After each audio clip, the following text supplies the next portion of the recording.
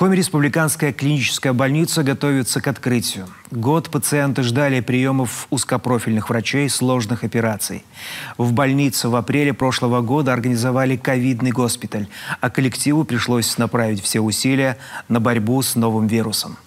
О непростом для медицинского центра периоде Александра Головина. Ровно год назад, 16 апреля 2020 года, Коми-республиканская клиническая больница была перепрофилирована в ковид-госпиталь. Фактически на это время она стала главным форпостом региона в борьбе с коронавирусной инфекцией. Вот спустя год КРКБ вновь готова открыть свои двери для первых пациентов. Это отделение нейрохирургии уже полностью готово. Запах чистоты и свежей краски. Персонал больницы эти дни в непривычном для себя амплуа. Готовят отделение к долгожданному приему плановых пациентов. Такая психологическая перезагрузка.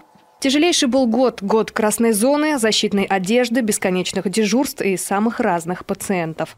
Александру и Оксане Андроновым в какой-то степени повезло. Семья врачей работала в одном стационаре. Он – анестезиолог-реаниматолог, она – пульмонолог. Одни из главных бойцов ковидного фронта. Жили в изоляции от детей. 2 месяца первой волны коронавируса общались с ними исключительно по видеосвязи. Спасибо бабушкам, дедушкам. Психологически очень тяжело идти на работу, уходить с работы, понимать, что здесь происходит, что мы не всегда можем повлиять на эту ситуацию.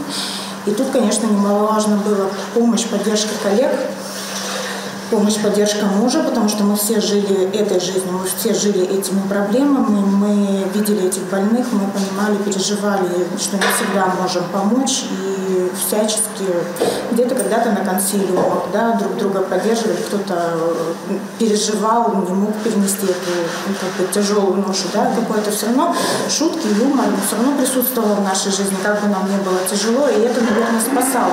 Больше 12 тысяч пациентов прошли лечение от нового вида вируса только благодаря Коми-республиканской больнице. 18 клинических отделений, 150 реанимационных коек. Почти все обеспечены подачей кислорода. По временной схеме в учреждении провели больше 4 километров кислородопровода. Жизненно необходимое оборудование. Сегодня здесь благодарные пациенты. В больницу приехали специально на интервью. Сказать простое человеческое спасибо тем, кто, возможно, спас им жизнь. Персонал весь здоровался, как приходил, менялась новая смена, и все это вот надо, такое, как нас любят говорить, европейское отношение, вот это вот вежливость и приветствие, прочее, но и маски только по глазам. Глаза красивые, приятные, но на улице сегодня встретить своих врачей и медсестер, но практически не узнать, потому что лица закрыты по производственной необходимости. Меня медсестры очень хорошо приняли, по-доброму все, очень уважительные все девочки, хорошо относятся к больным. Постели, кроватка все чистые, белье чистое, идеальная чистота, все. Везде порядок, в палатах, и в подсобках, во всех туалетах, везде все блестит. Апрель того года прибывший в Коми Владимир Уйба отдает одно из первых поручений перепрофилировать КРКБ в ковид-госпиталь. Уже спустя неделю все готово к работе. Переобучились, сплотились, освоили новые методы лечения и в бой. Противник силен и коварен, но и наши отступать не намерены. Наши диализные пациенты, они ведь проходят лечение целыми группами. Да? То есть в диализном зале лежит сразу несколько пациентов, которые лечатся гемодиализом, и, соответственно, они между собой контактируют. То есть вот здесь, конечно, стояла задача, как это все разграничить, как не допустить, чтобы остальные не заразились. И, в общем-то, совместно с эпидемиологом, с руководством нашей больницы было организовано и шлюзирование, и разграничены смены. И на самом деле этот первый пациент, который у нас появился, он и не заразил остальных.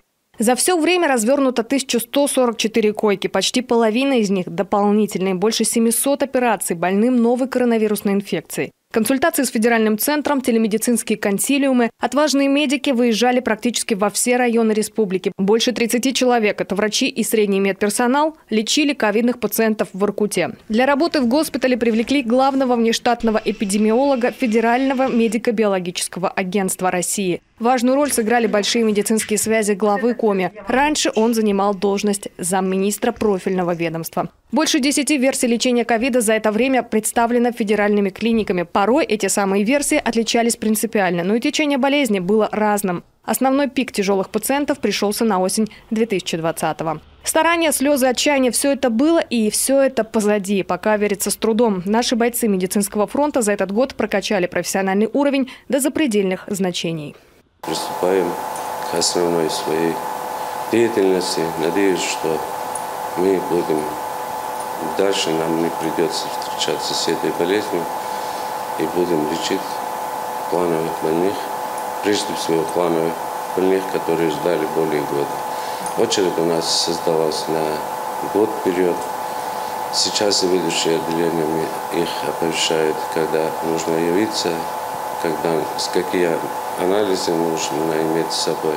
Последние приготовления перед открытием, косметический ремонт, частично новое оборудование – все готово к лечебной и оперативной деятельности. Коми республиканская больница возвращается к прежнему штатному режиму работы. Решение взвешенное, решение не преждевременное.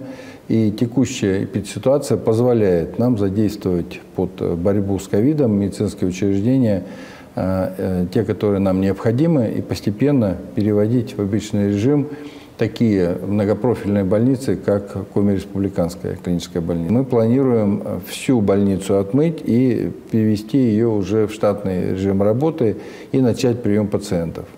Конечно, мы неоднократно говорили о том, что нам не хватает специализированных отделений именно в Коми республиканской больнице, поэтому очень многие пациенты ждут именно плановой медицинской помощи.